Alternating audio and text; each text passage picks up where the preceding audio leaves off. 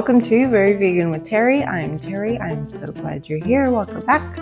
Welcome if you are new. Today we're going to be doing boneless wings. Yeah, not with chicken, with cauliflower, but they look and taste the same as the wings that we've all grown to love. So let's get started. Okay, we're gonna start with 1 head of cauliflower. You can also use the little florets that you get from your freezer section if you wanna make things a little bit easier. It is easier to thaw some frozen cauliflower, but you can also buy it fresh as well. So we're gonna make the coating first with a full cup of gluten-free flour mix. Make sure that this has rice flour because the rice flour gives it that crisp. You want to make sure that it's a gluten-free flour mix. They have them in the grocery store in the big aisle. Just look for something that's a flour mix, but like I said, make sure it's got rice flour in there.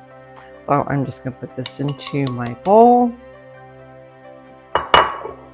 I've got a cup of plant-based milk, unsweetened. And then we have the seasonings, which is going to make or break this recipe. You've got 2 teaspoons of garlic powder, 1 tablespoon of smoked paprika, 2 teaspoons of onion powder, a teaspoon of chili powder, and a ½ teaspoon of cumin. So we're going to just put that in there. And we also have 1 tablespoon of nutritional yeast. Now I'm going to use a whisk to get this batter all mixed up. This is what it's going to look like once it's all mixed up. Okay, a little bit of cauliflower at a time just to get it all nice and coated. I try to use a slotted spoon because it's easier to get it out.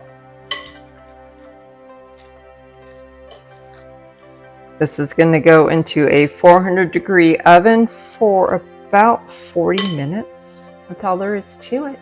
I hope you enjoyed. If you did, hit that like button and subscribe to be notified of future videos. Thank you. Have a great day, and may you know the love of Jesus Christ.